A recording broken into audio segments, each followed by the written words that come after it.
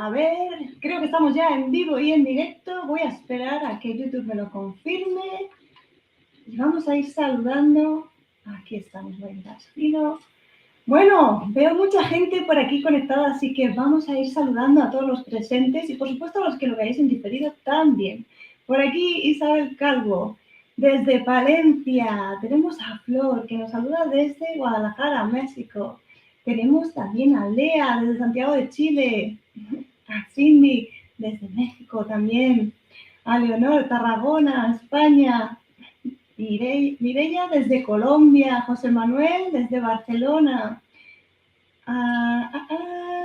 Guasiana Azul desde Buenos Aires, Argentina. Estupendo, por favor, a todos los que estáis al otro lado, escribidnos por aquí, nos encanta saber desde dónde estáis conectados. Somos unos cuantos al principio, siempre somos menos, luego se van agregando las personas y estoy muy feliz de contar con la presencia hoy de Marisa Ventura y de hablar de un tema que me apasiona, como es de María Magdalena y la energía tan amorosa que nos transmite. Yo estoy muy emocionada con este tema. No sé vosotros que estáis al otro lado, me podéis decir por aquí cómo sentís, si os gusta el tema que vamos a tratar hoy. Más saludos, María Teresa desde Madrid, Elba desde Puerto Rico. Bueno, qué maravilla, familia, desde cuántos países del mundo que nos podemos juntar. Siendo hispanohablantes, creo que tenemos una súper ventaja, ¿verdad?, de poder juntarnos desde tantos países.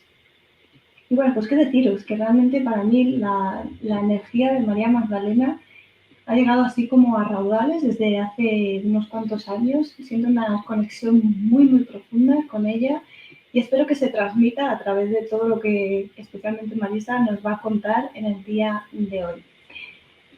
Monse también desde México. Bueno, ya sabéis que me gusta ser muy puntual y no alargarlo. A los que lleguen un poquito más tarde, pues queden para atrás para la grabación. Y voy a presentaros a Marisa Ventura, ¿vale? Voy a dar unas pequeñitas líneas que luego nos contará ella un poco más. Ella nació en Buenos Aires, es politóloga y durante muchos años ha vivido y viajado incansablemente por Europa para realizar sus investigaciones. Ha recorrido ciudades y santuarios de veneración a María Magdalena tanto en el país cátaro, en el sur de Francia, como en Magdala y Tierra Santa en Israel. También ha realizado peregrinajes a lugares sagrados como el Camino francés a Santiago de Compostela, ha experimentado meditaciones en las pirámides de Bosnia y Herzegovina, además de explorar una de las consideradas más importantes reliquias de Jesús, las cuales se custodian celosamente en la Toscana italiana. He de deciros que durante muchos años fue una alta ejecutiva en la industria farmacéutica, pero fue sin embargo el desarrollo humano donde encontró su mayor inspiración, la cual en conjunción con la espiritualidad le permitieron colaborar en el crecimiento y formación de nuevos talentos ofreciendo una escucha activa, un espacio de reflexión y una oficina de puertas abiertas. Finalmente, en el año 2017 decidió abandonar la vida corporativa para dar espacio a su costado espiritual y artístico. Muy bienvenida, Marisa. Por aquí te tengo. Hola. Gracias, Belén. Gracias por la invitación y por esta presentación tan exhaustiva. Muchas gracias. La verdad que una felicidad enorme estar aquí contigo y con toda la gente tan hermosa, pero de todas partes del mundo, que nos están acompañando, ¿no? Esto es lo que permite la tecnología desde esta perspectiva. La verdad que es buenísimo que estamos todos interconectados para, bueno, hoy disfrutar. Te escuchaba hablar de la energía de María Magdalena y a mí me emociona, igual que a vos. Así que, bueno, inspiré para contenerme porque realmente, bueno, es una mujer que nos llega muy profundamente al corazón, nos despierta el alma, nuestros sentidos, la curiosidad. Y bueno, entonces siempre es lindo tener espacios donde poder conversar quién fue esta mujer tan preciosa, de tanto coraje, ¿no? Y devolverle desde algún lugar el espacio que a ella le corresponde legítimamente, como esta apóstol, esta discípula y esta compañera de vida del Maestro Jesús. Así que gracias, Belén, y a todos los que están ahí acompañándonos. Bueno, los queremos a todos. Muchas gracias.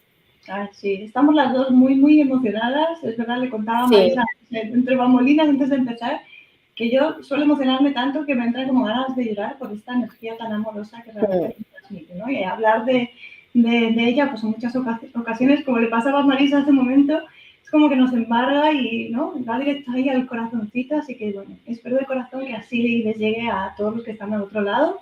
Por supuesto, después de una pequeña introducción que nos vas a contar, pues, sobre diferentes cosas que no se saben tanto, ¿no?, aclaraciones sobre la verdadera historia de María Magdalena, y luego daremos paso a las preguntas para todos los que están aquí en directo, que ese es el regalazo. No solo es el que se transmita la energía, sino que puedan preguntarnos pues cualquier duda, cualquier inquietud, para que la podamos resolver en directo y que esto sea pues una charla entre amigos, como un cafecito, ¿verdad? En el que siempre recuerdo que aquí estamos seguros, no vamos a entrar en juicios ni en críticas, un espacio amoroso, de respeto, en el que vamos a disfrutar pues muchísimo de tener aquí a Marisa y poder compartir pues el legado de María Magdalena, que es tanto por descubrir. Así que bueno, Marisa, cuéntanos un poco cuándo viene esta atracción, cuándo empieza todas tus investigaciones, este interés por María Magdalena. Y cuéntanos un poco hoy quién fue realmente, porque sabemos sobre el Yeshua, Jesús de San Ana y María Magdalena, pero la Biblia nos lo ha traído de una manera un poco distorsionada, entonces vamos a dar un poco de luz a la verdadera historia de María Magdalena. Bueno, te doy paso para que puedas contarnos un poco tu experiencia y que nos cuentes tu verdadera historia. Bárbaro, bueno, María Magdalena llegó a mi vida hace muchos años, yo creo que tal vez cuando era chica, cuando tendría 11, 12 años, aunque tal vez en ese momento no me daba cuenta, pero en esa época, a esa edad mía, yo viví con mis padres y mi hermano unos años en Alemania. Entonces yo siempre cuento, nosotros recorríamos muchos castillos, muchos lugares, y tuvimos un viaje que hicimos a Francia, fuimos a París y fuimos a recorrer el Palacio de Versalles. Y a mí el Palacio de Versalles claro, yo era una nena de 12 años viniendo de la Argentina y descubriendo, lo digo porque sobre todo el tipo de construcción que hay en la Argentina es muy diferente a Europa por una cuestión de antigüedad de los países. Entonces, Versalles a mí me deslumbró, me fascinó ver esas pinturas, los murales. En donde se termina el Salón de los Espejos, hay una pintura enorme de la unción a Jesús, una de las unciones mesiánicas llevadas a cabo por María Magdalena a Jesús. Corre por mi cuenta lo de la unción mesiánica, porque siempre se dice que esa unción fue una unción de amor, en realidad. Y a partir de ahí a mí me despertó mucha inquietud toda la historia de Francia. Entonces empecé a estudiar a esa edad, empecé a estudiar mucho la historia de Francia, me llamaba la atención la historia de los reyes, sobre todo de Luis XIV, el famoso Rey Sol. Y bueno, a partir de ahí empecé un periplo muy intenso, de mucha curiosidad, de mucha investigación, de leer, muchos libros me fueron llegando. Y también empecé después, ya de más grande, por supuesto, a viajar a los lugares donde ella había vivido, donde ella vivió después de la crucifixión y la resurrección de Jesús. Entonces, aquellos lugares donde ella desplegó su bello ministerio, su apostolado, y fueron ya, bueno, al día de hoy puedo decir que son más de 20 años de profunda investigación, porque el inicio yo era muy chica, entonces yo empecé leyendo. De hecho, me acuerdo que cuando volvimos de ese viaje a París, fuimos a España al tiempo, y yo le decía a mi papá, estábamos de vacaciones, y pasamos por una librería donde yo vi que vendían una trilogía que decía Los Reyes que hicieron Francia. Entonces yo le dije, mira papá, me gustaría comprarme estos libros. Y mi papá me dice, pero hija, son libros de historia, Luis XIV, Luis XV, Luis XVI. Dice, te van a aburrir. No, papá, le digo, yo quiero estos libros, porque de Luis XIV habló la guía de turismo adentro del Palacio de Versalles. Bueno, finalmente mi papá me compró los 3 libros, me los devoré, y a partir de ahí, bueno, una cosa me fue llevando a la otra.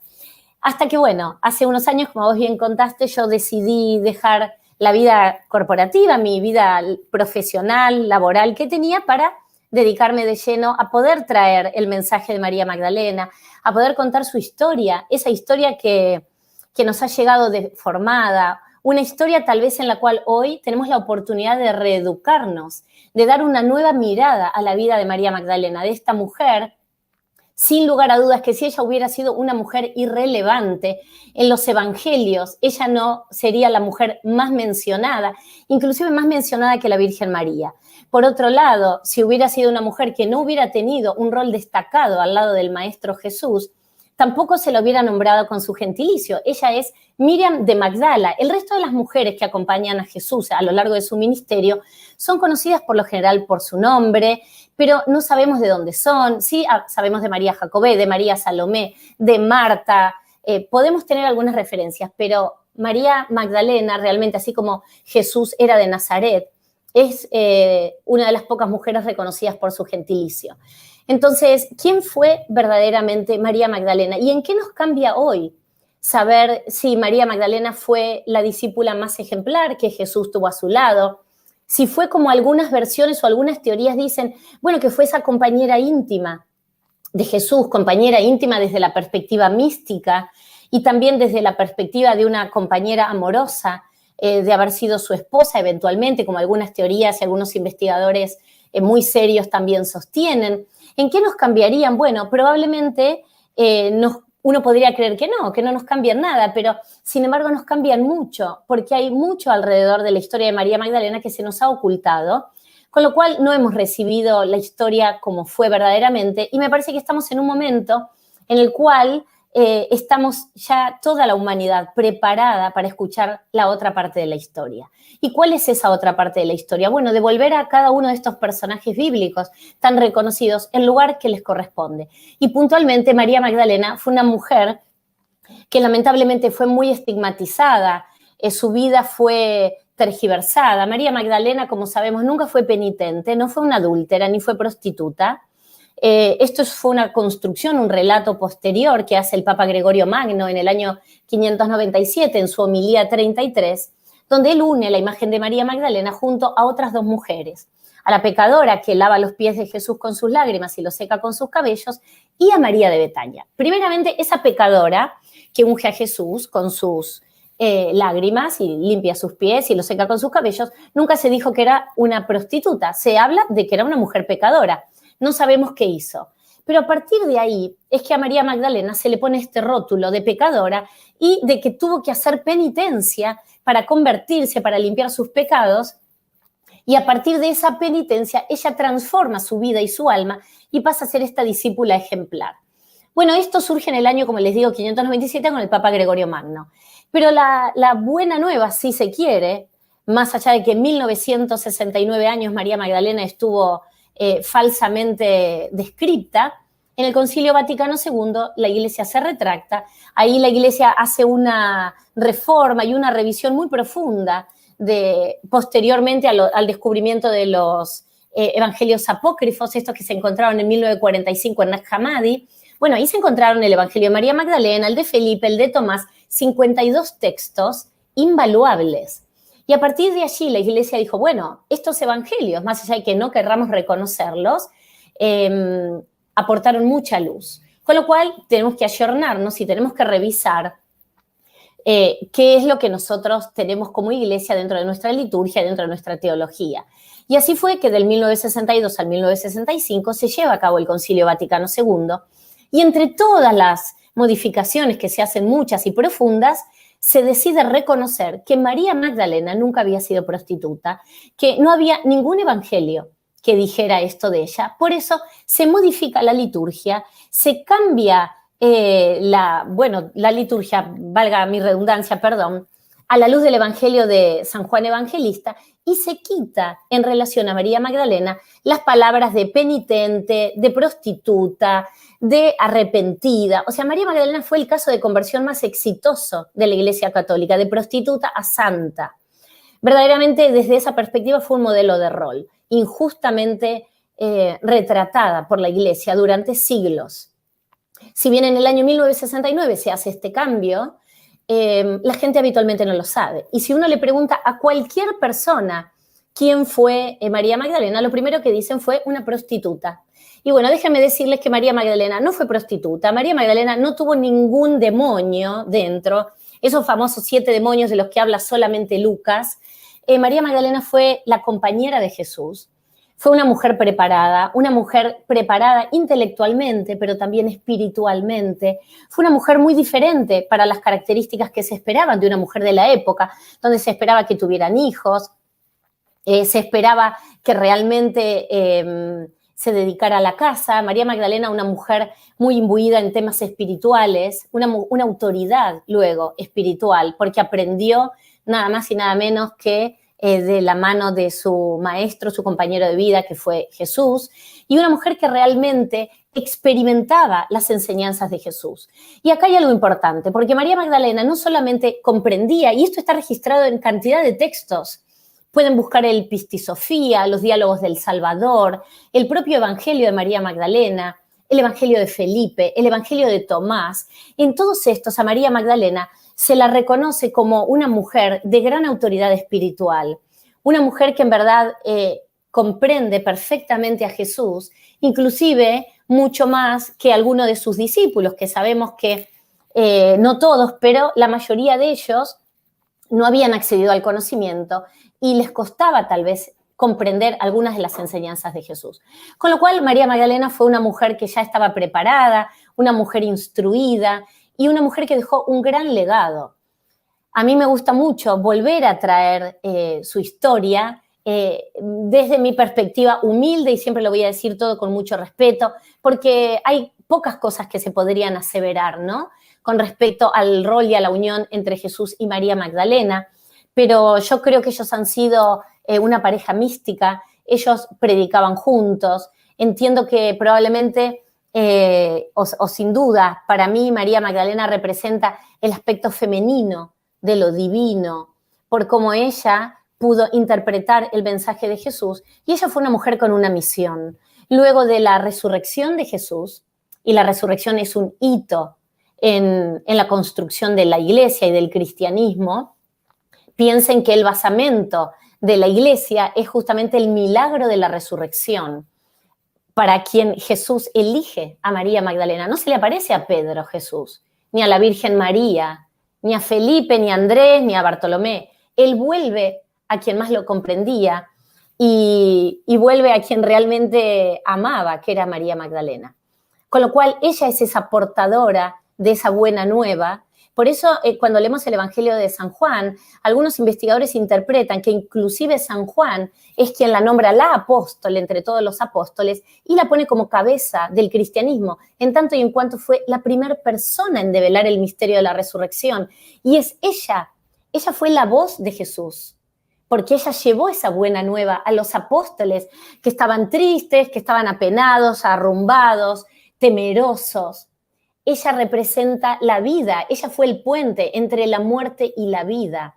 Ella tuvo un rol tremendamente protagónico a lo largo de todo el ministerio de Jesús y también luego de la resurrección. Con lo cual, una mujer de características muy especiales, de mucho coraje, el hecho de haberse mantenido a los pies de la cruz, el hecho de haber estado permanentemente con él en el Calvario y sobre todo ser ella la mensajera de la resurrección de Jesús. Hay mucho para hablar de ella. Yo estoy tratando de hacer como un hilo conductor en un poquito contando, porque hay mucho para hablar de la vida de María Magdalena desde muchísimas perspectivas, ¿no? Y hay mucho escrito, hay mucha tradición oral. Entonces, para entender bien quién fue María Magdalena, tenemos que hacer un rompecabezas entre los textos bíblicos, los canónicos, los evangelios, los textos apócrifos, que la palabra apócrifo significa oculto, no significa fraudulento. Esa es una acepción que se le otorga en los tiempos modernos, pero apócrifo siempre significó oculto. Fueron textos que se mandaron a destruir en el año 367, Atanasio de Alejandría, una vez que se eligieron los textos que iban a formar parte del canon bíblico, decidió que todo el resto fueran a quemarse o a destruirse. Pero un grupo de monjes, se creen que del monasterio de San Pacomio, decidieron enterrarlos, porque entendían el valor que tenían. Ellos dijeron, pero ¿cómo vamos a quemar el Evangelio de Felipe, el Evangelio de Tomás, el Evangelio de María Magdalena, el Pistisofía? El Pistisofía es un texto magnífico, donde son enseñanzas que Jesús les da a los apóstoles. Y cuando digo apóstoles, no son hombres solamente, apóstoles, hombres y mujeres, porque eran mucho más que los 12. Entonces, luego de su resurrección, durante 11 años, Jesús se aparece en distintos lugares y en distintos momentos y deja unas enseñanzas muy valiosas. Y en ese Pistisofía, María Magdalena, se le hacen 44 preguntas a Jesús. De esas 44 preguntas, 39 las formula María Magdalena. Con lo cual, esto nos va describiendo de cuerpo entero las características de esta mujer y cómo ella podía comprender el mensaje, podía experimentarlo, pero también lo podía explicar con sus propias palabras. Con lo cual, bueno, es volver, como acá dice Arminda, a restituir su luz, a conocer la verdadera historia y pensarnos qué diferente hubiera sido si este primer movimiento que después se dio en llamar cristianismo, esta primer vertiente del cristianismo más puro, el más original, de ese mensaje no retocado de Jesús, ese mensaje que María Magdalena custodió celosamente y llevó al sur de Francia, hubiera llegado como tendría que haber llegado, donde hombres y mujeres caminando juntos, ¿no? Y entendiendo, no porque María Magdalena quisiera tener una iglesia feminista, muy por el contrario, una iglesia de dos, de pares, de la unión del sagrado femenino con el divino masculino. Entonces, qué distinto hubiera sido, como creo yo, habríamos tenido otros valores más exacerbados, donde la igualdad entre el hombre y la mujer hubieran quedado de manera natural expuestos, y esto era algo que hacía Jesús habitualmente. Jesús daba mucho lugar a lo largo de su ministerio a las mujeres que lo rodearon, eran un montón, eran muy activas, tenían mujeres que no solamente, y al igual que María Magdalena, colaboraban económicamente con su ministerio, otras se dedicaban a cuestiones más domésticas, de servicio. A ver, Marta, cuando leemos sobre todo en Lucas, que Jesús llega a la casa de María y de Marta en Betania, y María Magdalena se sienta a escuchar a Jesús, y Marta se queja y dice, maestro, ¿no te preocupa que mi hermana no me ayude con los quehaceres, que hay tantas personas, los quehaceres domésticos? A lo que Jesús le dice, Marta, estás preocupada por cosas que no tienen valor. Sin embargo, María ha elegido la mejor parte y no le será quitada.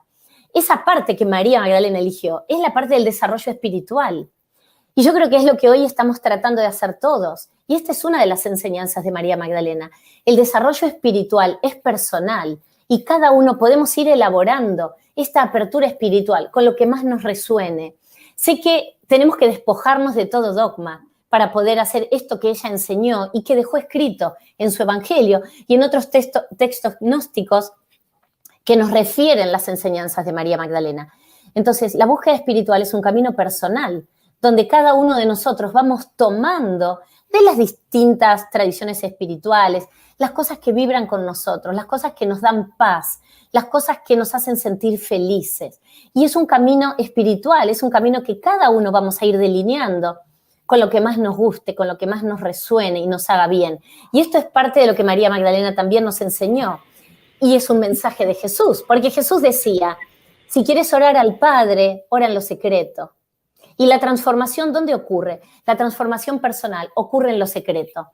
Cuando Jesús en las bodas de Caná, que por otro lado podríamos hablar de quiénes fueron esas bodas, pero ahí lleva adelante su primer milagro público, donde él transforma esa agua en vino. Ahí hay un montón de simbología. Primero había 6 tinajas de piedra. El número 6 simbólicamente representa al hombre. Las tinajas de piedra representan lo interior. ¿Y qué representan? Que la transformación, esa agua que va a ser transformada en vino, ¿dónde ocurre la transformación? Dentro de la tinaja, de la vasija, que somos nosotros. Entonces, la transformación ocurre en lo secreto, ocurre en nuestro interior, en nuestra parte íntima. El agua representa simbólicamente el Espíritu de Dios. Y el vino también, desde una perspectiva inclusive de la Iglesia, representa la sangre de Cristo, pero también el gozo del creyente. Entonces, hay un montón de simbología que cuando empezamos a analizar, porque si entendemos los textos bíblicos o los textos apócrifos de manera literal, nos estamos perdiendo un montón de información muy valiosa. Por eso me gusta ir trayendo estas cuestiones también desde lo simbólico para entender que todo camino de transformación, como estamos viviendo ahora la humanidad, es un camino de transformación personal y es un camino individual.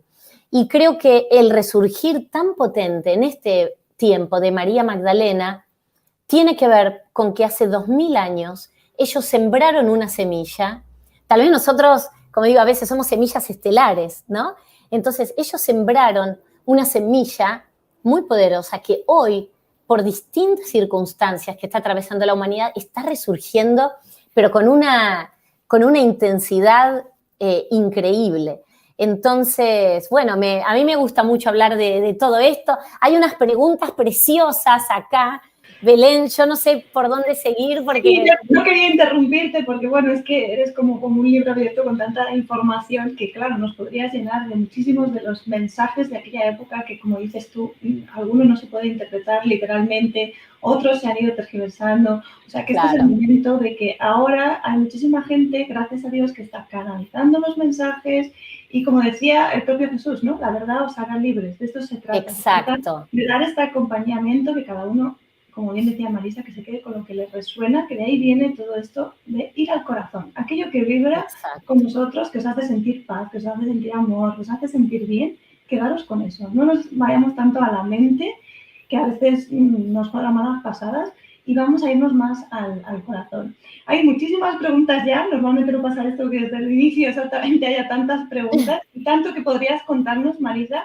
que bueno, si quieres empezamos ya por las preguntas, porque de hecho veo que hay mucho interés con respecto a lo del legado, y era una de las cosas que también yo quería que comentásemos aquí, porque se ha hablado tanto del santo, otra alegoría. Entonces, bueno, voy a por una de las preguntas en concreto que tiene que ver con esto, a ver si ahora los cuentas.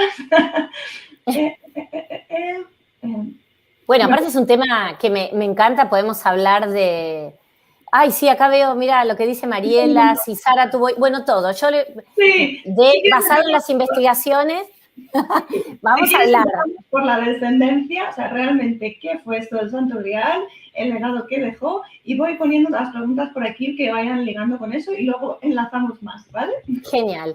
Bueno, todos sabemos habitualmente que el Santo Grial, así como se lo conoce su palabra, viene de la palabra sangreal en francés, que significa sangre real. Y habitualmente desde la perspectiva de la Iglesia, el Santo Grial es la copa en la cual Jesús bebió en la última cena, esa copa que fue parte de esa primera Eucaristía realizada por Jesús en la última cena. También se cree que esa misma copa fue la cual sirvió para juntar la sangre de Cristo, luego que Longinos, el soldado romano, le clava la lanza, y se cree que José de Arimatea conservó esa copa, y que esa copa que bebió en la última cena es en la cual se juntó la sangre de Cristo. Ahora bien, nadie transportaría la sangre de Cristo en un frasco con una tapa o en un cuenco de madera, como imagino yo, o de cerámica, que sería en esa época. Entonces, esa es la perspectiva, como la definición, digamos, más tradicional. El Santo Grial es la sangre de Cristo, la copa en la cual tomó la última cena y la sangre conservada en ese jarro, podemos decir así.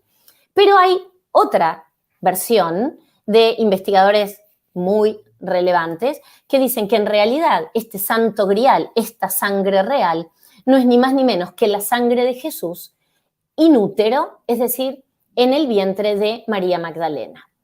Y allí ella como custodia, de hecho el útero habitualmente es reconocido, inclusive se hace habitualmente en una forma como de cáliz, y se comprende que en realidad el Santo Grial no es ni más ni menos que la sangre de Jesús llevada al sur de Francia o inicialmente a Egipto, este primer refugio de emergencia en el cual María Magdalena habría pasado unos años luego de la resurrección de Jesús y donde allí habría nacido Sara.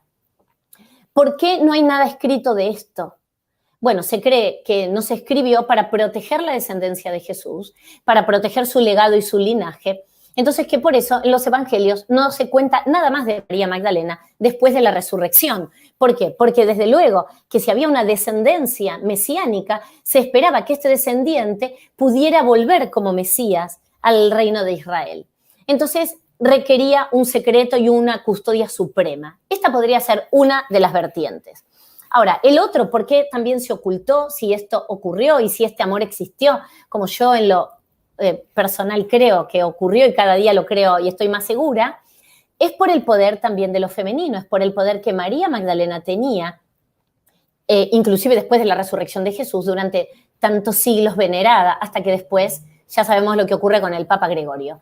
Entonces, ¿tuvieron descendencia? Bueno, a priori algunos investigadores dicen que sí, que inicialmente María Magdalena, cuando huye de sus tierras, se va con José de Arimatea, con Marta y Lázaro, sus hermanos, y con otro grupo de seguidores de Jesús, se van a Egipto. Pasan allí un tiempo, donde allí habría nacido Sara. Sara se cree que María Magdalena estaba embarazada cuando Jesús fue crucificado y la tradición oral dice que cuando ella estaba a los pies de la cruz, Jesús le anuncia que ella estaba embarazada de una mujer y que le pondría de nombre Sara. Sara en hebreo significa princesa o reina. Entonces ella pasa allí un tiempo hasta que después van al sur de Francia buscando un poco más de tranquilidad. Y cuando ellos llegan al sur de Francia, el sur de Francia era un lugar, un reducto donde muchos judíos escapaban del Imperio Romano y ahí encontraban determinada paz, determinada tranquilidad. Entonces, se cree que tuvieron ¿cuántos hijos? Bueno, también la tradición va a decir, otra vertiente, que tuvieron 3 hijos, que tuvieron a Yeshua David, que tuvieron a Josefes y que tuvieron a Sara. Sara, por supuesto, la menor, porque luego Jesús muere en la cruz. También debo decir que hay otras versiones que la gente que cree que Jesús no murió en la cruz dicen que tuvieron un hijo posterior. Yo, en lo personal, no abono a esa teoría porque yo creo en la resurrección de Jesús y porque creo que con el estrés físico y psicológico y mental al cual Jesús fue sometido, pero sobre todo al físico, al maltrato, a la tortura tan cruel, estar colgado en una cruz, no hubo manera de que su cuerpo pudiera resistirlo. Es mi humilde interpretación. Entonces, el Santo Grial sería María Magdalena. Cuando se habla de su descendencia, bueno, de quien más referencias tenemos es de Sara. De hecho, en el sur de Francia hay un pueblito que se llama Sainte-Marie de la Mer, las Santas Marías del Mar, y allí está la iglesia máxima en honor a Sara. Sara no es reconocida, por supuesto, como santa por la Iglesia Católica, pero sí la Iglesia respeta su veneración. Es una santa muy venerada en el sur de Francia, sobre todo por la comunidad gitana, que la ven como su patrona y protectora. Allí también hay imágenes y esculturas de María Salomé, María Jacobé, que habrían llegado allí junto a María Magdalena. En un pueblito un poquito más cerca, en Tarascón, se instaló Marta. Y bueno, y María Magdalena comienza allí su bellísimo ministerio. Por aquí están preguntando si Sara tuvo descendencia. Se cree que sí, que Sara tuvo descendencia.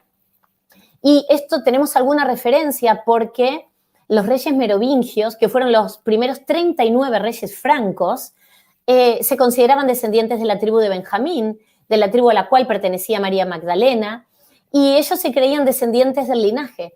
Se creían descendientes que por la sangre de estos reyes merovingios corría la sangre de Jesús y María Magdalena por la línea directa a través de la mujer, a través de Sara. Con lo cual se cree que sí, que Sara tuvo descendencia y que parte de esa descendencia, a través de uniones de varios árboles genealógicos, llegan hasta los reyes merovingios.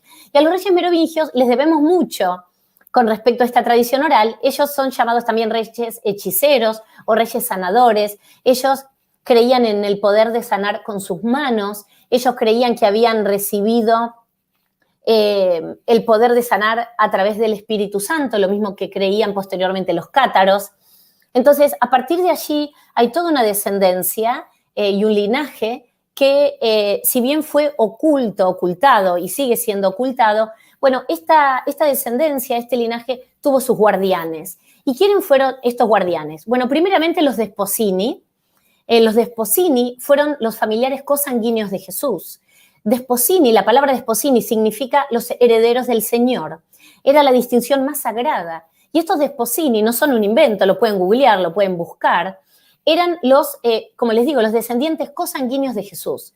Y dentro, por la línea de la Virgen María y por la línea de la unión con María Magdalena, porque al pobre José, como no era el padre biológico de Jesús, no se lo consideraban Desposini.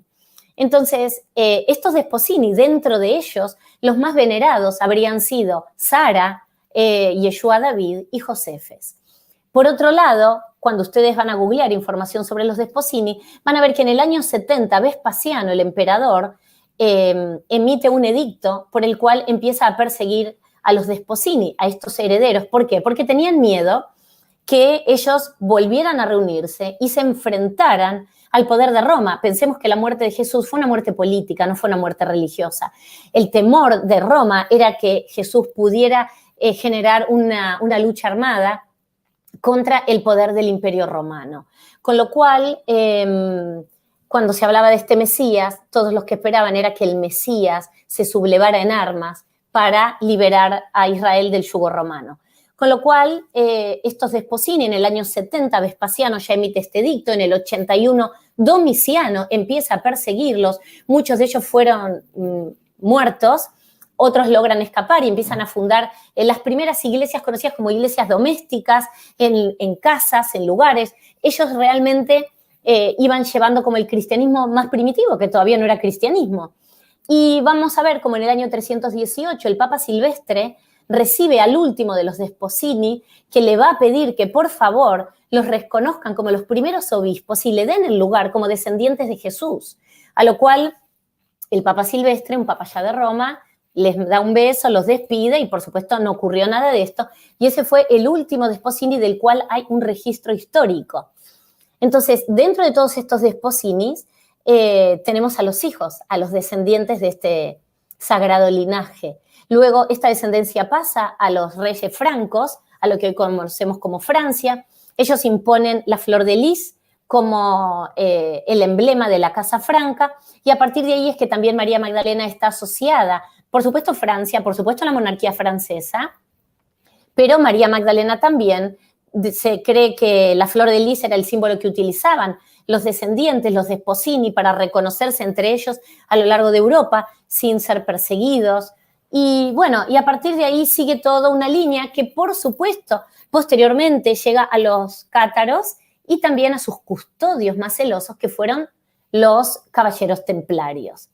Entonces, estamos hablando que el último de los merovingios fue alrededor del 700 y algo, más o menos, no recuerdo exactamente, pero y el nacimiento del catarismo es a partir del 1000. Entonces, bueno, hay toda una serie de legados, de guardianes de esta descendencia que han custodiado los restos de María Magdalena, sus reliquias, y también a sus descendientes, que bueno, los cátaros en realidad eran los descendientes de las sagradas enseñanzas que María Magdalena deja en el sur de Francia. Bueno, yo comprendo, perfectamente que todo este legado se ocultara, porque si obviamente a Jesús ya se le había llevado, se le estaba persiguiendo, se le había llevado a la cruz, pues obviamente si se descubría que tenía descendencia, lo más seguro es que los persiguieran y que les dieran muerte. O sea que para mí tiene todo el sentido del mundo que este santo grial fuera. Obviamente esta descendencia de la que tantos escritos hablan, ¿no? Aquí todos los que estaban presentes estaban preguntando, sobre todo por Sara, porque es de la que más se sabe, ¿no? Que dejó el legado, que tuvo hijos. Yo no sé si después de Sara, de la descendencia, quedan algunos de ellos, es decir, ¿ha llegado a nosotros o qué ha pasado con esa descendencia desde María Magdalena y Yeshua a Sara y a continuación, las siguientes generaciones, que creo que tienen que ver también con todo esto del mundo de los cátaros, ¿no? Que también ocultaron todas estas reliquias y muchas de toda esta descendencia? Exacto. Bueno, se cree que los descendientes llegan hasta el día de hoy. Hay dos familias muy emblemáticas, una en el Reino Unido y la otra en Francia. En Francia es la familia Saint-Clair, y en el Reino Unido es la familia Sinclair. Y se creen que ellos son los descendientes, ¿no? Después de la unión de, como decía antes también, de muchos árboles genealógicos, son los descendientes de este linaje, que también se dice que se han ido cambiando los nombres y los apellidos a lo largo de la historia para no ser perseguidos, como fueron en su momento los Desposini. Obviamente no se puede aseverar nada de todo esto. Lo que sí podemos entender que en la época de Jesús, en el siglo I, un rabí, como era Jesús, si no estaba casado, primeramente no podía entrar al templo a predicar, y por otro lado, en esa época, un hombre que no estaba casado y no tenía descendencia se lo consideraba medio hombre. Por eso también Joaquín, el abuelo de Jesús, que no podía concebir con Ana, era considerado un castigo divino el hecho de no poder concebir, y el hombre se sentía muy mal, se sentía, bueno, era conocido como que era medio hombre, que era un hombre incompleto si no tenían descendencia. Con lo cual, fíjense cómo eran las características de la época. Un hombre judío, joven, como Jesús, que no se hubiera casado y no hubiera tenido descendencia, probablemente hubiera estado registrado en algún lugar. Porque recordemos que los evangelistas habitualmente registraban lo inusual, lo sorprendente, los milagros, la virginidad de María, la resurrección. Todos los apóstoles estaban casados, pero no está escrito. Del que sí se sabe es de Pedro, sabemos también de Felipe, que además tuvo 4 hijas mujeres, pero sin embargo hay una epístola, la epístola 1 a los Corintios de Pablo, donde en la epístola 9 habla de los derechos del apóstol, y ahí mismo Pablo dice, ¿acaso yo no tengo derecho a traer conmigo una mujer cristiana como los hermanos de Jesús y todos los discípulos? Es decir, los discípulos estaban todos casados. Y de hecho, fíjense que los rabinos, si bien en esa época no existía la estructura jerárquica del rabinato como la conocemos hoy, pero se casaban todos, al igual que hasta el día de hoy. Los rabinos se casan y se siguen casando y se van a seguir casando. Jesús era un rabino, fue un judío puro y duro. Entonces, casi impensable, hubiera sido muy raro que Jesús no se hubiera casado. Con lo cual, inclusive, él no hubiera podido entrar a la sinagoga, no hubiera podido entrar al templo a leer la Torá.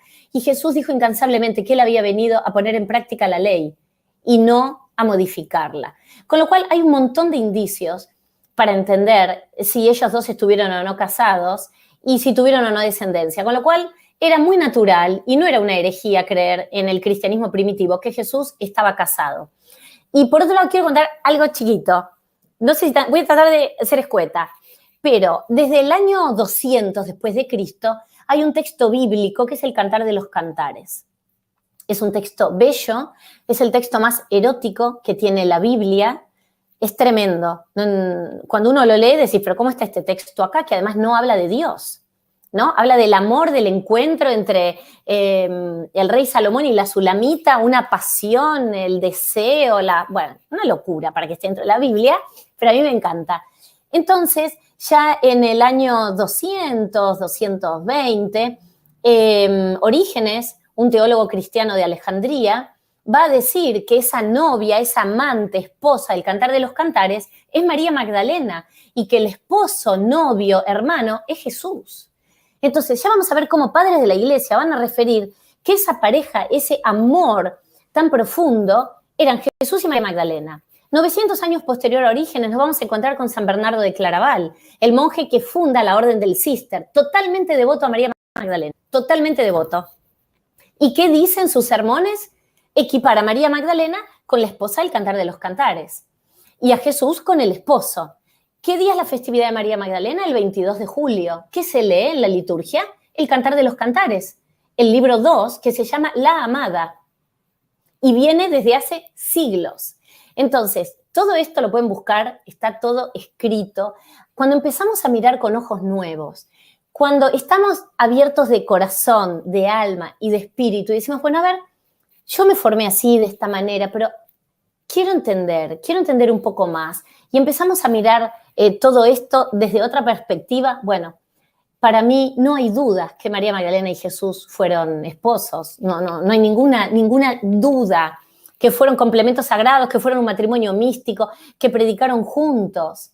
Ella conocía las enseñanzas de Jesús como nadie. De hecho, en el Evangelio de María Magdalena, Pedro le dice a María Magdalena, le dice, hermana, sabemos que el maestro te amaba más que al resto de las mujeres. Cuéntanos aquellas enseñanzas que el maestro te impartió en secreto y de las cuales nosotros no fuimos testigos. Entonces ella les dice, lo que no les fue dado a conocer, yo se los revelaré. Esto también nos habla, ¿no?, de esta autoridad espiritual. María Magdalena, una mujer con un lugar predominante en un mundo de hombres, una mujer muy líder entre otro grupo de líderes masculinos. Entonces, bueno, tenía mucho para decir y probablemente hay algunos investigadores que creen que María Magdalena fue la fundadora del cristianismo más temprano, en tanto y en cuanto vio a Jesús resucitado por primera vez. Y como ella tenía tanta veneración y tanto poder y dejó un legado tan rico, hubo que acallarla, hubo que bajarle la voz, hubo que enterrar su evangelio, hubo que silenciar su mensaje. Entonces la pusimos de rodillas, la crucificaron como prostituta y ahora, gracias a Dios, estamos pudiendo hablar, que no es poco, ¿no?, poder traer toda esta historia de nuevo a la luz. Entonces, si hubo descendencia, yo no tengo ninguna duda que hubo descendencia. Yo tampoco, aquí cada uno que saque sus propias conclusiones, pero vamos a ver, si para ya un alma encarnada, da igual de qué dimensión, de dónde venga, cuando vienes a experimentar esta tercera dimensión, que además estamos hablando de qué es el divino femenino y el divino masculino, qué es lo que hacemos todos, o sea, tampoco vamos a ser antinaturales. Pues si hay una comunión y encima se está hablando de que son llamas gemelas, ¿cómo no iban a ser pareja? ¿Cómo no iban a tener descendencia?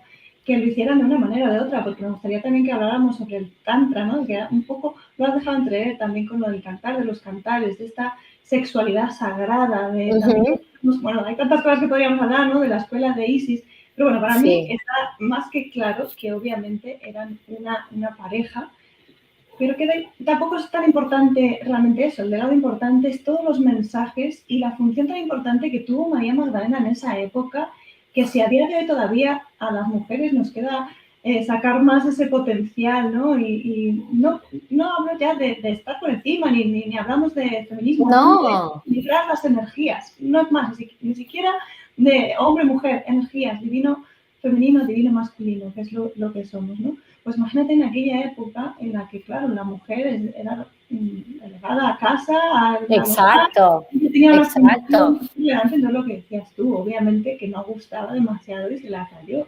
Pero bueno, para eso estamos aquí, para que estamos en una época del conocimiento, del despertar de toda esta información y que, por supuesto, los que están al otro lado que lo reciban como tal y que cada uno, pues que se quede con aquello que le gusta más. Claro. Y eso, ¿no? Entonces, bueno, ¿qué tiene que ver todo esto con la sexualidad sagrada en la escuela de Isis? Cuéntanos un poco. Bueno, hay una tradición, acá sí tenemos que ir puramente a lo que es tradición oral, porque no hay nada, se imaginan, ¿no? Nada bíblico que pudiéramos referir de esto. Pero sí hay mucho de tradición oral y también hay mucho de algunos canalizadores, particularmente yo siempre recomiendo un texto que se llama El manuscrito Magdalena. Y es donde en verdad ellos, en esos encuentros íntimos, se dice que no tuvieron muchos encuentros íntimos porque el ministerio de Jesús era muy intenso, pero que las pocas veces que ellos estuvieron juntos, a ver, pocas veces en los años, sobre todo en los últimos 3 años del ministerio tan intenso de Jesús, que María Magdalena fue formada en una escuela básicamente de espiritualidad, donde las mujeres aprendían no solamente la parte de los salmos, sino que aprendían también los rituales sagrados, toda la parte de lo que es el manejo de los ungüentos, de los óleos, de los tratamientos con las plantas. Entonces, allí en estos rituales aprendían la meditación y aprendían el intercambio de energía junto al hombre. Entonces, se dicen que María Magdalena fue una iniciada en esta escuela de sacerdotisas de Isis. También se dice que la Virgen María habría formado parte de esta escuela. Y cuando se habla de Isis, obviamente se habla de desarrollar una maestría espiritual. Era una escuela de espiritualidad, básicamente, donde también se ponía foco en esta sexualidad sagrada. Y bien entendida la sexualidad sagrada como magia, como esta magia sexual. ¿Pero por qué se habla de magia sexual? Porque en verdad se dice que cuando los iniciados se encuentran en ese momento íntimo, en ese amor de almas gemelas, en esa unión, lo que ocurre es que el organismo libera un montón de sustancias, tanto en el organismo como en el cerebro, que transportan a esos iniciados, a esos amantes, a otra esfera, a otra dimensión, a otra vibración. Y ahí se produce un intercambio de energías muy potente, muy poderoso. Entonces la tradición oral dice que en verdad Jesús tenía que atravesar su iniciación de muerte y que María Magdalena ya era una iniciada. Entonces que él tomaba de ella esas energías que él necesitaba para esa iniciación que iba a tener que vivir. Ella sabía el final que se venía con respecto a la muerte de Jesús. De hecho, tanto Jesús como María Magdalena tenían visiones. O sea, eran personas como si hoy dijéramos, bueno, eran mediúnicos, tenían cierta mediunidad, sí. De hecho, en el Evangelio de María Magdalena hay uno de los versículos, uno de los capítulos, donde dice, donde María Magdalena le dice a Jesús, Maestro, hoy te vi en una visión. Y él le dice, bendita tú, María, porque me viste en una visión y no te turbaste. Entonces, ellos tenían esta capacidad de tener estas visiones. Entonces, sabían lo que le esperaban, sabía cuál era la misión. Y María Magdalena fue parte de esa misión de Jesús, fue una parte muy clave.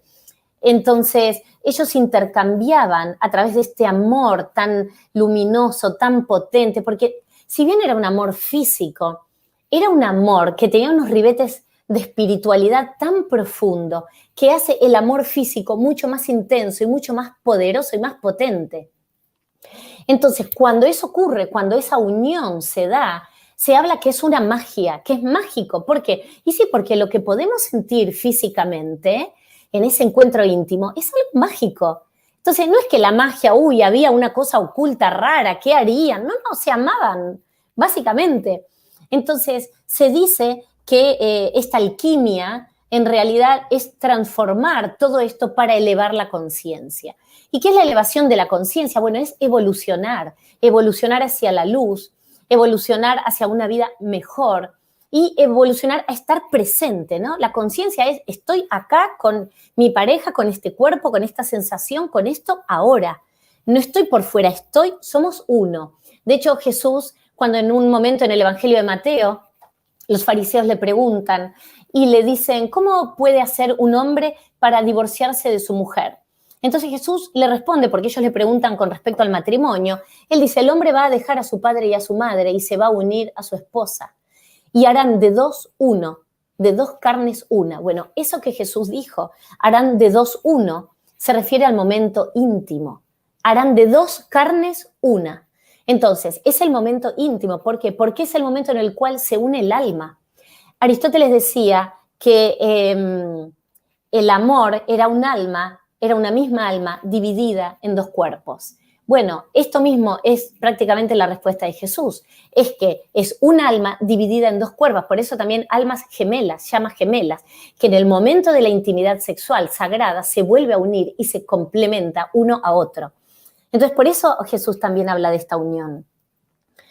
Bueno, es muy profundo, ¿no? Todo esto, porque en realidad hablamos de cosas muy amorosas y está muy asociado cuando uno tiene amor por la otra persona y cuando de manera consciente te unís en ese momento, ¿no? Y ahí es donde ocurre esta magia, donde ocurre esta elevación de conciencia, donde los amantes se transportan. Bueno, es muy poderoso, es muy potente. Y esto ocurría entre ellos dos. Qué bonito, porque al final nos olvidamos de que aparte de tener un cuerpo físico, tenemos otros cuerpos, entre ellos este cuerpo espiritual, o sea que es realmente esta unión sagrada, como decía el texto, de al final cuando te casas, partes de ser dos a volverte uno. Y qué momento tan precioso como esta sexualidad sagrada en la que realmente te vuelves uno, literalmente, ¿no? Es bueno, obviamente el amor que había entre ellos, que en otros planos... Mira, yo digo esto siempre, ¿no? Digo, qué amor tan poderoso tiene que haber sido entre ellos para que Jesús vuelva del más allá a ella. Porque él esperó a que ella estuviera sola. Él esperó el momento y cuando ella estuvo sola, él aparece. Entonces, qué amor tan poderoso, qué motivo tan increíble, pero qué amor sobre todo, ¿no? Porque él vuelve a ella, no vuelve a nadie más, vuelve a su amor.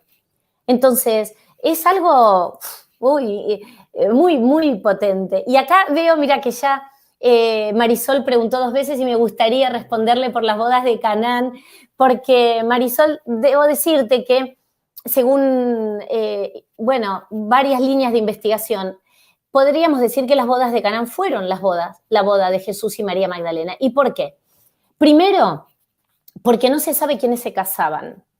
Segundo, porque en esas bodas estaba Jesús, estaban los discípulos, estaba la Virgen María, estaba María Magdalena. Tercero, porque la Virgen María toma un rol demasiado protagónico para ser la boda de no sabemos quién. Y va y le dice a Jesús que por favor se quedaron sin vino y que por favor transforme el agua en vino. Ella va y le dice a los sirvientes que por favor háganle caso a todo lo que él les indica. Si no fuera el casamiento de su hijo, un rol tal protagónico de la Virgen María, de unos novios que no sabemos quiénes fueron. Eso, por un lado. Allí también, en este momento, en estas bodas, ocurre el milagro público, ¿no? El primero de Jesús, tan importante, justamente en el mismo momento en el cual están haciendo esta unión sagrada entre Jesús y María Magdalena. Y también, ¿por qué tendría sentido que ellos dos hubieran estado casados? Y acá tengo que ir un poquito a la historia de las tribus. María Magdalena pertenecía a la tribu de Benjamín y Jesús pertenecía a la tribu de Judá. Y cuenta la historia que bueno, muchísimos años antes, ¿no? Ya les digo, antes después de Saúl, se cuenta la historia, y esto lo pueden encontrar en el libro de Jueces, en el capítulo 20, donde cuenta que unos hombres de la tribu de Judá llevaron adelante un hecho fuera de la ética. Un hombre de otra tribu pasó por la tribu de Benjamín, perdón, no de Judá, de Benjamín, y pernoctó en las tierras de Benjamín. Estando allí, este matrimonio es asaltado por un grupo de hombres de Benjamín y finalmente violan a la mujer y la matan. El resto de las tribus se unen y le piden a Benjamín que entregue a los violadores. Y Benjamín dice, no les vamos a entregar a ningún violador. Entonces, el resto de las tribus se unen y matan casi a todos los hombres de la tribu de Benjamín. ¿Qué pasa con la tribu de Benjamín? Se queda sin hombres. Por ende, iba a desaparecer porque no iba a tener descendencia. Con lo cual, las mujeres salen a trabajar a los campos y son tomadas por esposas por hombres de otras tribus. Bueno, para hacer la historia corta, finalmente, cuando David es elegido rey, él se casa, él era de la tribu de Judá, se casa con una mujer de la tribu de Benjamín, que es Mijal. Cuando él muere, su hijo Salomón lo sucede y va a crear el templo, va a construir el templo en Jerusalén, en Judá, y el Santo Santorum en Benjamín, para unir el reino de Israel. Finalmente, cuando Salomón se muere, otra vez las tribus se separan, con lo cual una unión entre una novia sagrada de Benjamín y un descendiente de la tribu de Judá era lo que el pueblo de Israel estaba esperando. El Mesías que esperaba el pueblo de Israel iba a venir de la tribu de Judá. Por eso también la unión matrimonial entre Jesús y María Magdalena era deseado por el pueblo de Israel, porque era volver a unir el reino, volver a unir las 12 tribus de Israel. Pero habitualmente no se cuentan todas estas historias. Entonces, cuando uno empieza a ver y decís, bueno, tenemos el Cantar de los Cantares, tenemos las bodas de Caná, que por un montón de simbología inclusive nos referirían que es el casamiento de Jesús y María Magdalena. El Cantar de los Cantares ya ha dicho por los padres de la iglesia que María Magdalena era la esposa de Jesús y Jesús el esposo de María Magdalena. Yo siempre digo, no hay María Magdalena sin Jesús, pero tampoco Jesús sin María Magdalena. Ella fue clave, además, para llevar la buena nueva de su resurrección. Y hay un montón verdaderamente de indicios ¿no? de que ellos fueron este complemento sagrado y divino, y también la unción que María Magdalena lleva a cabo en la cabeza de Jesús a modo de compromiso, cuando ella echa ese perfume de nardos sobre la cabeza de Jesús. Ese es el compromiso de ellos hasta la muerte. Entonces ella lo unge, a nadie le llama la atención que lo toque en público, cosa que era un escándalo en el siglo I, que una mujer estuviera tocando a un hombre cualquiera. Imagínate María Magdalena. Solo le llama la atención, ¿no?, lo caro del perfume de nardos a Judas. Y pensemos que cuando ella va esa madrugada sola, casi de noche, al Santo Sepulcro, ¿a qué va? ¿Por qué va sola? Porque va a terminar la unción. No cualquiera podía tocar el cuerpo de un muerto, y mucho menos de un hombre, solamente su viuda o su familia. Por eso María Magdalena va sola con el famoso jarro de alabastro, que es su símbolo distintivo. Ella va a limpiar el cuerpo de su esposo muerto. Te quería poner aquí una pregunta muy interesante, porque parece como que estuviéramos hablando solo de la parte humana, en este caso también María Magdalena, porque al final son un dúo. Pero bueno, yo yo lo percibo como que no estamos hablando solo de eso. De hecho, cuando hablamos de la resurrección, de la ascensión, estamos hablando de toda esta parte divina. Cuando hablamos de la unión sagrada, estamos hablando de almas que se unen. O sea, estamos hablando de toda la parte de la divinidad. Pero bueno, por dar a Adolfo, que nos pregunta, ¿qué significa que se está comentando solamente la parte humana de Jesús y considerar la divinidad como Dios?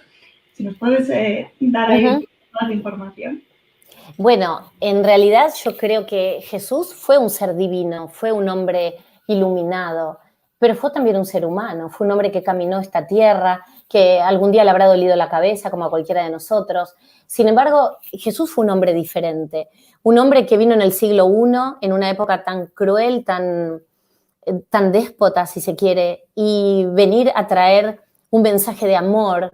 Fue un hombre de otro planeta. Justamente el trabajo de Jesús era bajar el reino de los cielos a esta tierra.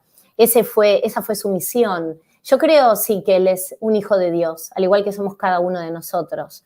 Él fue un ser iluminado, Él fue un maestro que vino a abrirnos un camino, a mostrarnos que el camino a la redención es posible y un camino hacia nuestra sabiduría interior también lo es. Yo creo que Él vino a abrir un camino, a dejarnos unas enseñanzas.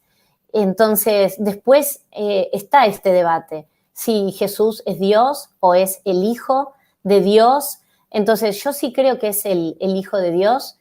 La construcción de Jesús como Dios en sí mismo, para mí es muy fuerte. Tal vez no tengo algo así, pero yo siento que fue el Hijo de Dios, un iluminado, pero ponerlo como Dios me parece como, no sé, no quiero decir nada que pueda sonar mal, pero sí, creo que fue un hombre muy diferente en su época.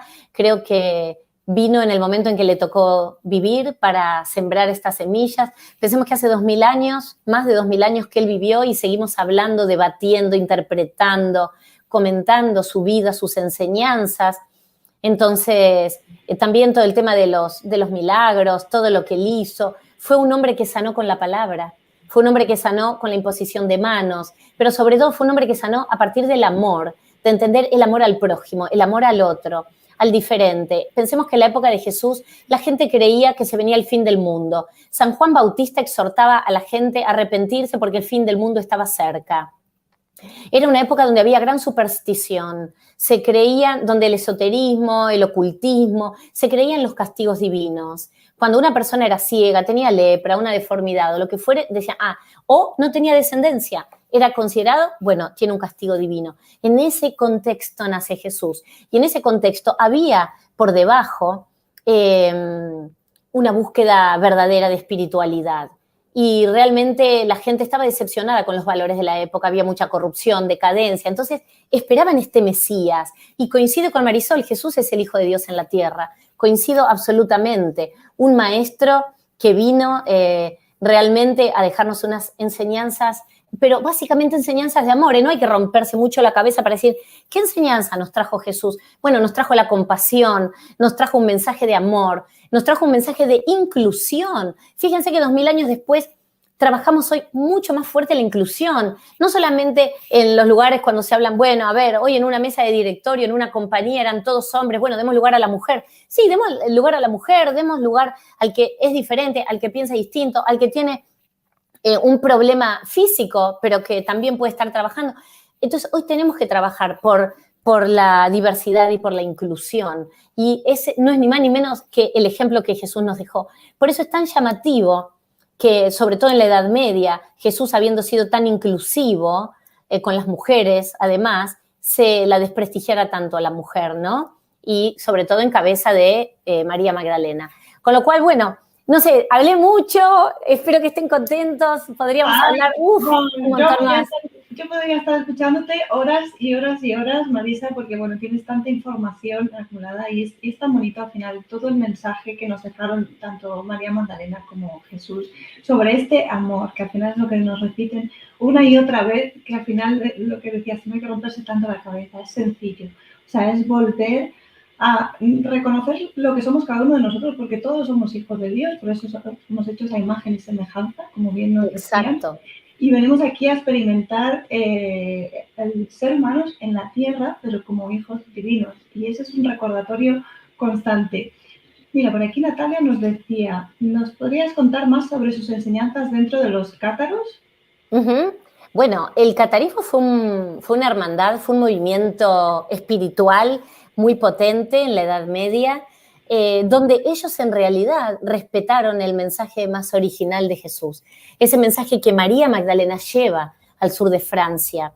Tenemos que saber que hasta en el 325, cuando en el Concilio de Nicea se eligen los evangelios que van a formar parte del canon, quedó mucha información afuera.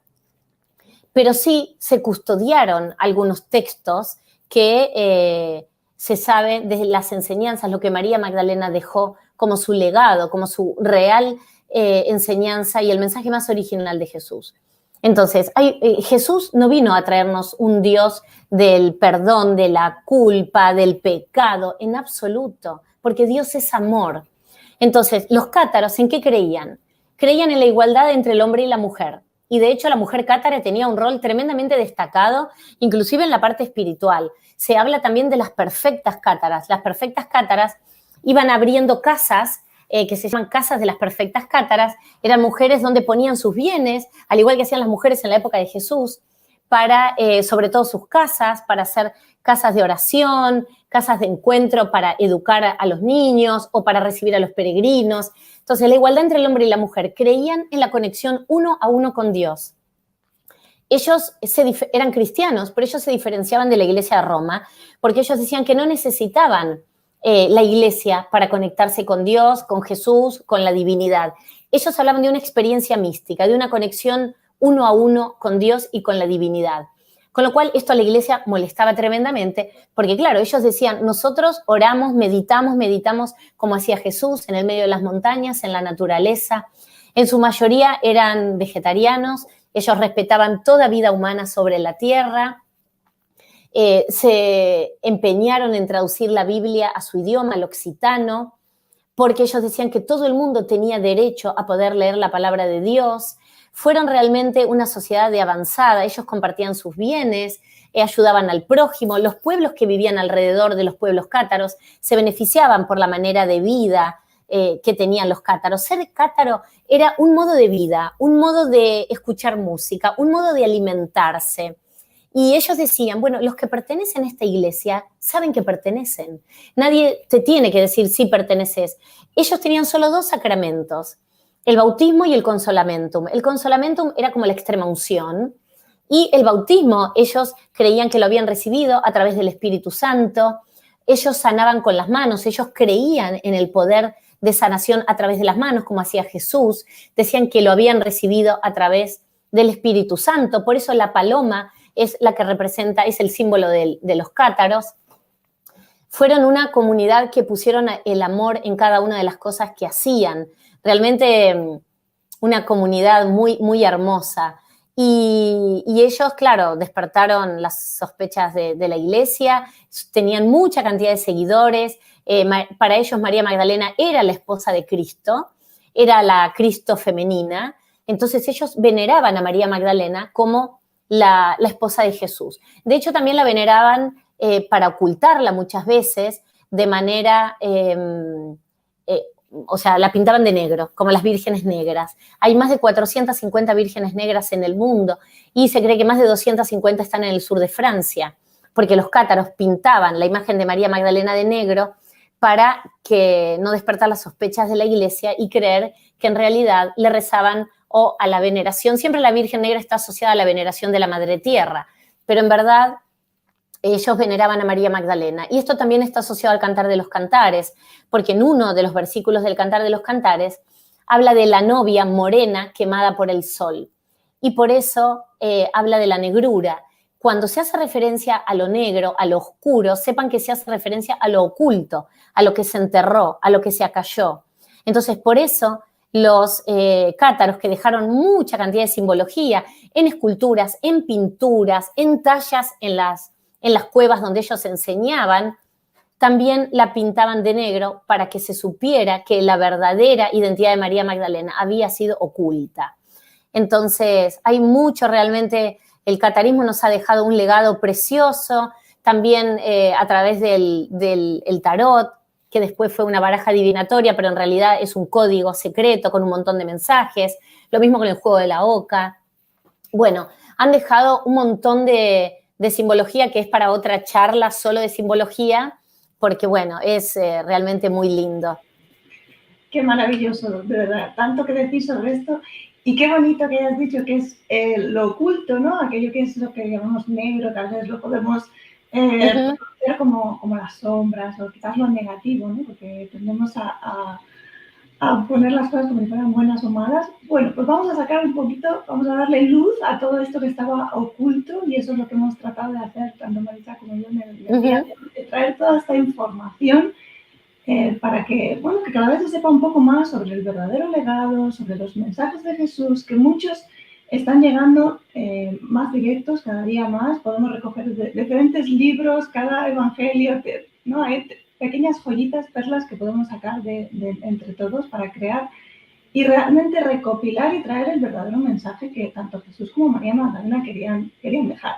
Aquí estamos con esta labor precisamente para traer toda esta verdad y que cada uno la haya en su corazón. Repetimos siempre, al final cada uno va poniendo pues sus opiniones, cómo lo siente, y que cada uno se quede con lo que le ha llegado.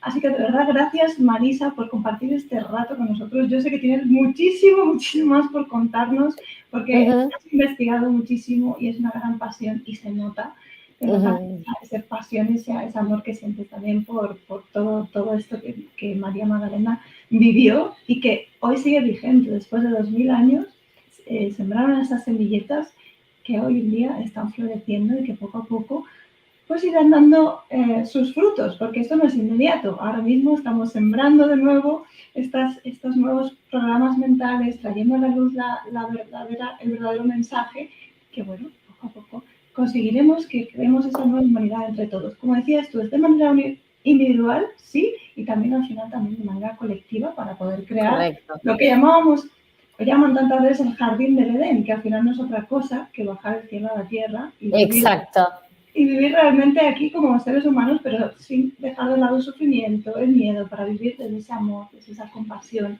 Pues ese mensaje que tanto nos repetían y que nos siguen repitiendo. Qué lindo, me encanta. Es de ponerlo a la práctica, ¿no? Ahora ya empezamos a saberlo, recordatorios constantes, bueno, pues vamos a ponerlo a la práctica. Así es.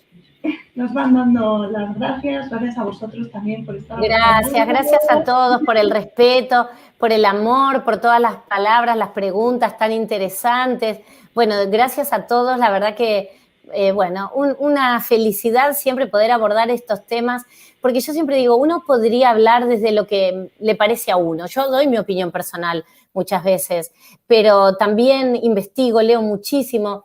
Y creo que ahí es encontrar distintas fuentes para tratar de entender. Probablemente nunca lleguemos a la verdad. Y no importa, mejor que no lleguemos. Así seguimos buscando, seguimos investigando, pero a medida que vamos buscando poder compartir un poco toda esta información, ¿no? Que es tan hermosa y que hay mucho por seguir contando. Así que gracias a todos, gracias Belén. Bueno, feliz con este encuentro. Ojalá lo hayan disfrutado como yo. Estoy segura que sí, yo desde luego, y bueno, por lo que veo por aquí la energía que se mueve, yo creo que también. Así que de verdad, ha sido un gustazo. Si quieres, haremos más encuentros como este, porque hay mucho que contar al respecto. Y bueno, por aquí van diciendo, sí, realmente muy interesante, ¿ves? Y a trabajarlo nuevamente. Así es. Así es, hay que traer, claridad a toda la información, porque hay mucha información y desinformación, pues bueno. Y obviamente que ninguno tiene la verdad, que la haya en su propio corazón. Y aquí estamos simplemente para compartir precisamente el amor y esa energía amorosa de María Magdalena y Jesús que nos han traído hasta aquí y que Marisa y yo pues lo hemos querido transmitir. Especialmente Marisa con toda esta información que ha recopilado y ese amor. Las dos. Muchas gracias a todos por los mensajes hermosos. Gracias de corazón. Sí, muchísimas gracias a todos y a los que lo ven en diferido, por supuesto, también. También, gracias. Gracias a todos.